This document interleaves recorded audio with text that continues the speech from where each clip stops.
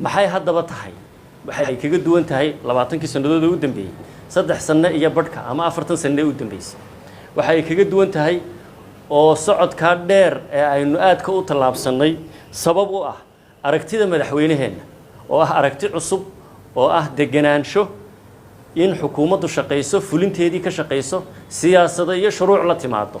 in wasiirku siyaasadaha iyo shuruucda loo madax baneeyo oo ku shaqeeyo oo uu fuliyo marka waxa ay dheer tahay ama faleefarka dhadhanka ay dheer tahay dawladnimadii 20 sano u dambeeyay dawladnimada maanta waa aragtida fogaal aragga ah ee madaxweynaha oo aynu rabno inaynu ku sii shaqeyno xilligan aynu doorashada galayno wasiirka cusub waxa uu yaala in shaqada iyo shaqaalaha iyo arrimaha bulshadu halkoodii ay ka socdaan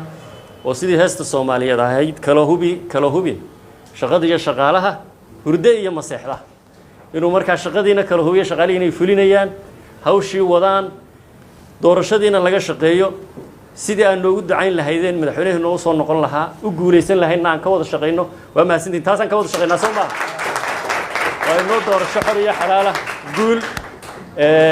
reer waqooyigu sidii haddii kaftami lahaayeen waxay oran lahaayeen ajifaanay leeb iyo qaansa loo dhiibaa mahadsantiin